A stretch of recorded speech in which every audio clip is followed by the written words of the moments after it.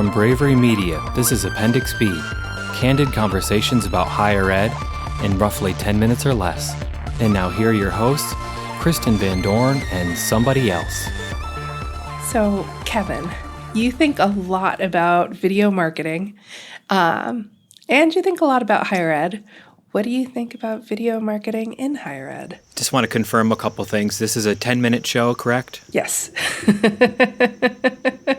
So I don't want to get into a zone where I'm just ranting at people, but I often notice things that upset me as a video marketer and as someone who used to sit on campus.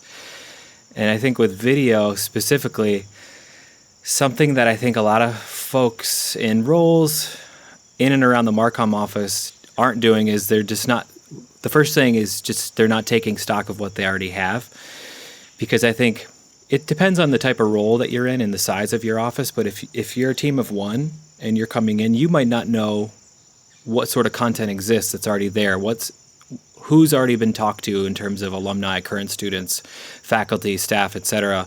Maybe you have a wealth of videos from the 80s that are just a gold mine of treasures that you can share and repurpose. You might not know that. Has someone who's been in your role before you done an extensive video audit and categorized and organized things for you into a spreadsheet so you know what's there? If not, guess what you're going to be doing this week?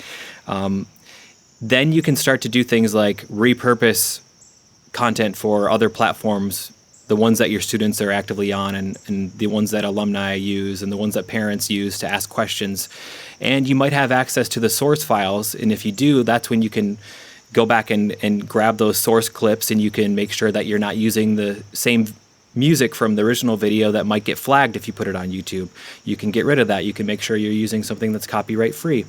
You can also then go in and use a tool like Premiere Pro and make sure that you're adding captions and you're baking them right into the content and you're making them accessible, because that's another thing that I'm like, that's a great video, but I can't hear it, I can't read it if my sound's off, and someone who might need those captions to understand what's happening is going to get immediately turned off from your institution. So that's where you got to start.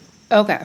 So when you approach a video project, what would you say are like the top few things that you're thinking about or things that your video partners struggle with? You need to think about what this video is supposed to do. What's the goal? Who's it for? And what do you want it to do?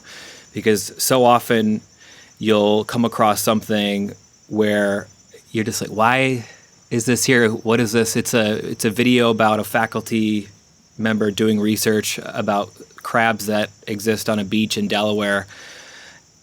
But I just want to know what it's like to live on campus. So you're coming across content that is either irrelevant to you, it's irrelevant to the most sought after audience, and you're, as a university spokesperson or team member, you're not sure what it's going to do for you. So you got to think about who it's for, and therefore what platform should it be on, and then what do you want people to do after they watch it. So ideally, if it's a video about living on campus, you'd have them go to a CTA where they can request more information, or they can request to talk to an admissions counselor, or schedule a tour, or come to an open house event on campus, something like that.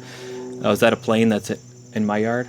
Probably. Oh, no, that's in my yard. Oh, see, I think when people get too freaked out about their podcast, they're like, we got to cut that out. Let's just keep this in. Because I thought okay. Yeah, I thought that was in my yard. I don't care if we leave this in. I'm the one editing it, Joel, so don't worry. Super meta.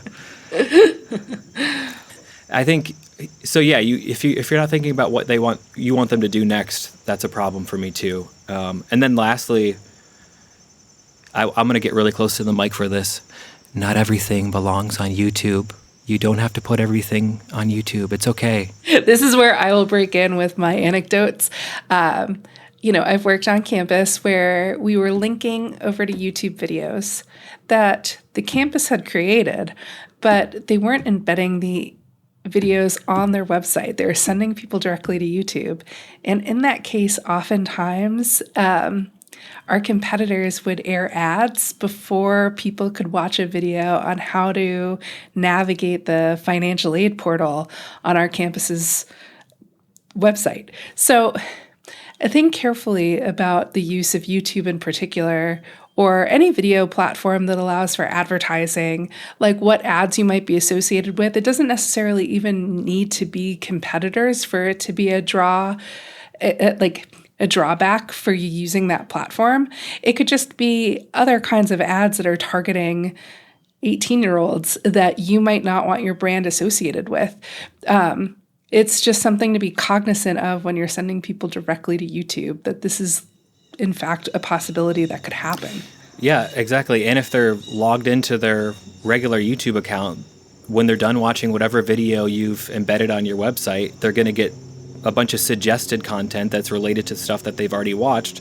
And then they're going to click through and, as you said, go back to YouTube, and where they might be exposed to competitor institution ads, or they might just go down a rabbit hole of watching weird singers. Like, have you seen the one singer? I think he's, I don't know, Eastern European, but he just goes, ooh, ooh, and he does a weird yodel. He's like, like when you get done, Google like weird yodel singer. So you can see I've already gone down a rabbit hole of weirdness. So imagine what it's like if you have content on your financial aid page, and then it's explaining what a FAFSA is and how to navigate that experience, and then they click through and then they're gone. You've lost them. Once they're on YouTube, you can't get them to come back unless they make that active choice. Whereas if you used a different hosting platform like Wistia or Vimeo for Business or Vidyard, or, you know, there's a lot of them, you can control what they do next. You can control the viewing experience. You can keep them on your website where you can kind of guide them towards the next step. So what are the biggest opportunities that people are leaving on the table right now with video in terms of higher ed? To go back to the first point, there's a lot of repurposing that can be done, especially at a larger institution. I can only imagine. I've only been at a smaller art and design school, but for larger schools, you know, these premier leagues like the Big Ten, et cetera, there's a deep well, I promise you, a deep well of content, and there's just so many things that align with all of the different holidays and campus events and important things that happen on campus that existing content could be used for and repurposed for. And that's everything from opening it in Premiere or a video editing software, grabbing a screenshot of the video, adjusting the dimensions so you can take something that was originally used on something that was in the 4:3 aspect ratio or a 16:9 for YouTube and changing it for TikTok, repurposing it. So I think the biggest thing is looking at what you've already got and uncovering opportunities to repurpose things. And then I think just reorganizing video platforms that you've been using, especially YouTube. Like, do a big audit of your channel and figure out what is going to be more effective going forward. How can you use the channel to answer questions that students might have, parents might have, instead of just having the first thing they see be like, oh, recent uploads. Be more creative with your playlist. Make it easier for people to come there and stay there and not be distracted. What was it like for you as a former university employee? What were the ways that you encountered video and were like, I maybe would have thought that through a little bit longer? Well, generally, like, the tricky spots for me were when people just wanted video just to have it, just because they thought video was the answer to a lot of their problems, but they had no plan for how they would drive audiences to watch that video, or where the video would be hosted, or how that video would be segmented and used in other platforms. For other purposes. They just wanted video material, like just having the raw asset would somehow create the community that they were looking for. So that was one of the biggest challenges. Another challenge was just having staff with the bandwidth and technical skill to edit videos and then to provide captioning and make the videos accessible. So we'd have assets that we just weren't able to leverage and fully utilize for benefit.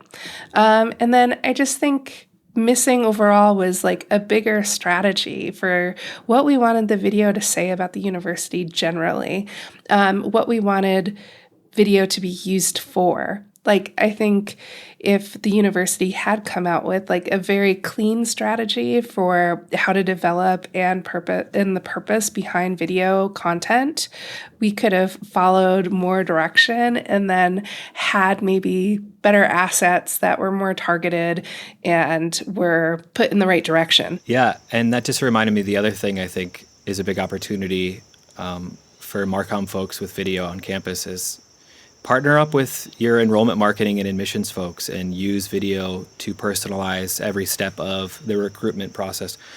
What we did that I was really happy with at one of the places I worked is we started at a high level. We made content every semester or quarter where we showcase what was happening on campus, did a quick tour, introduced the admission staff so that if you were on the website for the first time, you might encounter a video on Wistia where you got to meet the admission staff and understand who you might talk to if you have questions.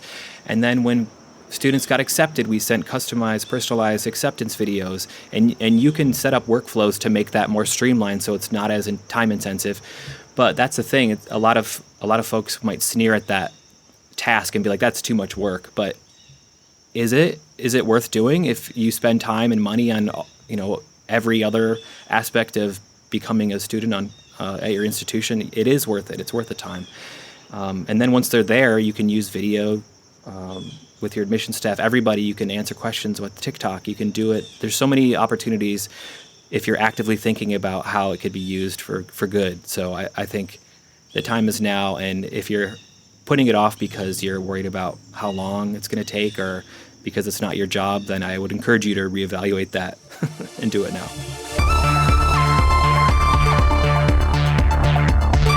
Thank you so much for listening to Appendix B. If you want to hear more from Bravery, please check out our Higher Ed Hot Takes newsletter at bravery.co/newsletter. And also, if you want to chat more, just find us on LinkedIn because we love to talk about this stuff all of the time. So thank you, and we will talk to you next week. Bye-bye.